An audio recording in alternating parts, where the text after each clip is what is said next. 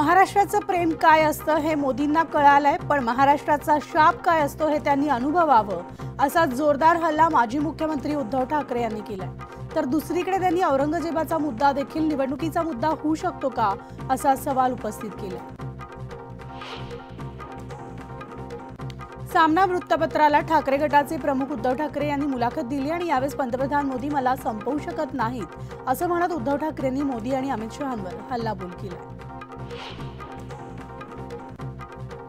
भाजप सरकार हे गजनी सरकार आहे।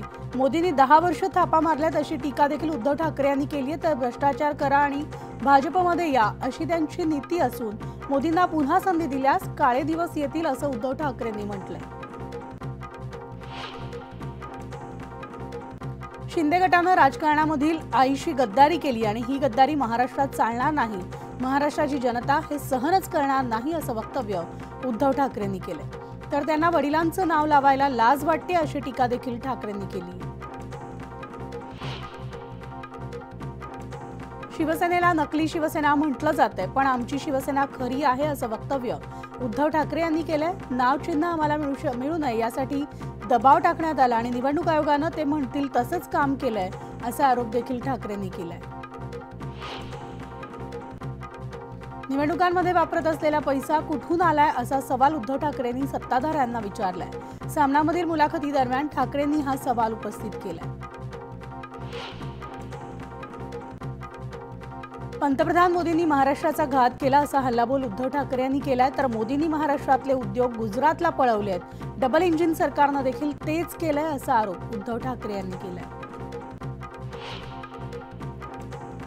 पुलवामा हल्ल्यामागचं सत्य काय? सत्यपाल मलिकांनी सत्य समोर आणलं आणि पुलवामात हल्ला झाला त्याला जबाबदार कोण असा सवाल उद्धव ठाकरेंनी उपस्थित केलाय। तर काश्मीर खोरा अजूनही अशातच आहे, मणिपूरवर मोदी अजूनही गप्प आहेत, मग तुमच्या सत्तेचा उपयोग काय असं म्हणत ठाकरेंनी मोदींवर निशाणा साधलाय।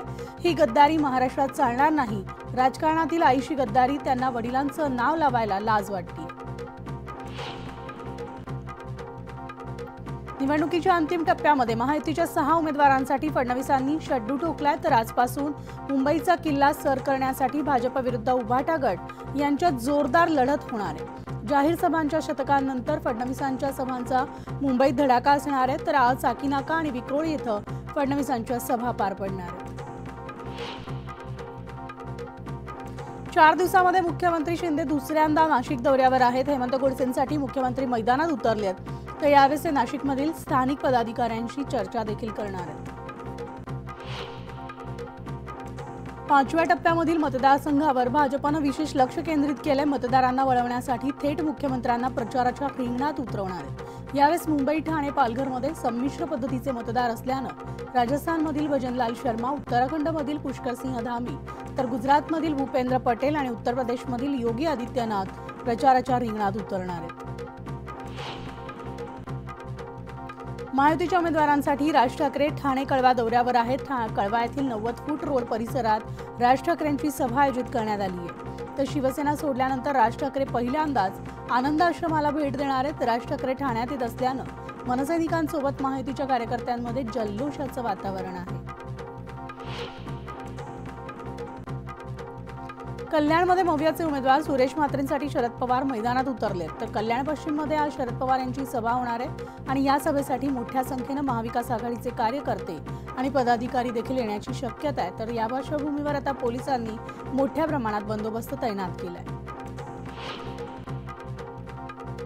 भिवंडी लोकसभा मतदारसंघाचे मवियाचे उमेदवार बाळामामा म्हात्रे यांच्या प्रचारासाठी कल्याणमध्ये शरद पवारांची सभा पार पडणार आहे। तर याच पार्श्वभूमीवर पोलिसांनी देखील मोठ्या प्रमाणात बंदोबस्त तैनात केलाय। काँग्रेसचे राष्ट्रीय अध्यक्ष मल्लिकार्जुन खरगे महाराष्ट्र दौऱ्यावर आहेत आणि यावेळी 5व्या टप्प्यातील निवडणुकांसाठी जोरदार प्रचार काँग्रेसच्या वतीनं करण्यात येतोय। मवियाच्या धुळ्यातील उमेदवार शोभा बच्चाव यांच्या प्रचारासाठी खरगे जाहीर सभा घेणार आहेत।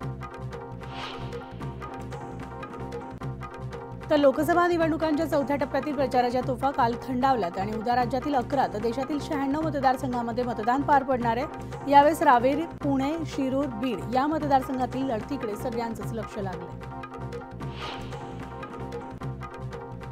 धुळे लोकसभा मतदारसंघात काँग्रेसला उमेदवार मिळत नसल्यानं त्यांना नाशिकवरून उमेदवार इम्पोर्ट करावा लागल्याची खरमरीत टीका भाजपच्या महिला आघाडीच्या प्रदेशाध्यक्ष चित्रा वाघ यांनी केली आहे। काँग्रेसला भाजपच्या विरोधात सक्षम उमेदवार मिळत नसल्यानं त्यांनी डॉक्टर शोभा बच्चा यांचा बळी दिल्याचा देखील टोला लगावला।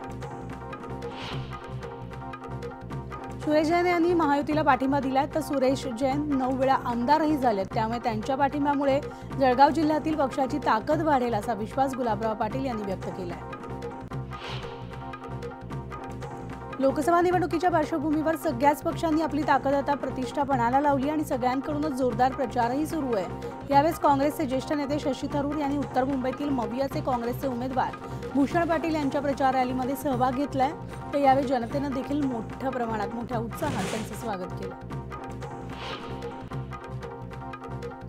पुणे लोकसभा मतदारसंघामधील मतदान सोमवारी होणार आहे आणि त्या दिवशी शहरात कडक बंदोबस्त ठेवण्यात येणार आहे। शहर परिसरामध्ये 5000 पोलीस कर्मचारी, गृहरक्षक दलाचे 2000 जवान आणि केंद्रीय औद्योगिक सुरक्षा दलाच्या तुकड्या तसेच राज्य राखीव पोलीस दलाच्या तुकड्या बंदोबस्तासाठी तैनात राहणार आहेत।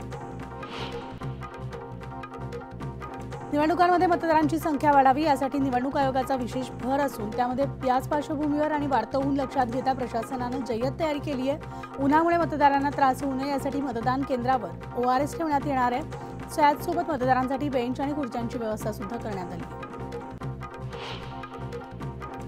रत्नागिरी जिल्ह्यामधल्या सगळ्याच तालुक्यांमध्ये जलजीवन मिशनच्या कामांना आता सुरुवात झाली आहे, मात्र या कामाच्या एस्टिमेटमध्ये काही त्रुटी असल्याचं जलजीवन मिशनच्या कामांमध्ये अडथळे निर्माण होत आहेत। हे अडथळे दूर करण्यासाठी कामाची दुरुस्ती करावी अशी मागणी आमदार योगेश कदम यांनी केली।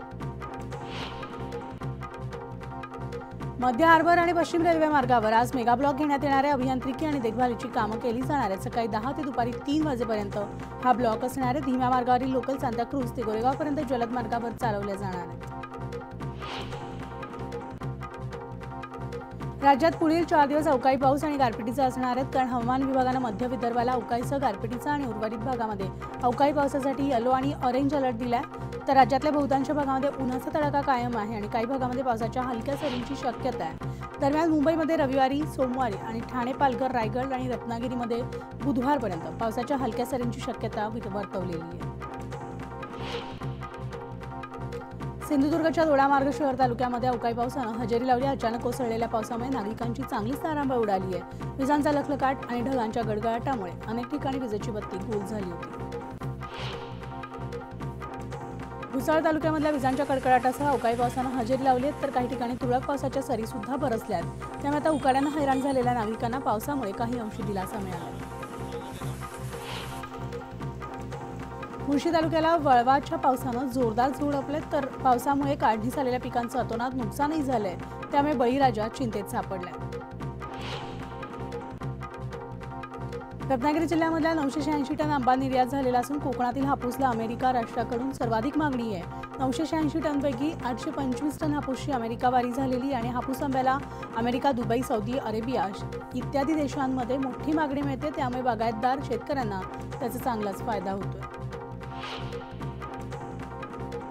छत्रपती संभाजीनगरमध्ये उद्या निवडणुकांसाठी मतदान पार पडणार आहे, त्याआधीच पोलिसांनी कारवाई करत 39 लाखांची रोकड जप्तही केली आहे। या प्रकरणी आतापर्यंत 4 आरोपींना अटक करण्यात आली असून पोलिसांकडून अधिक तपास सुरू आहे।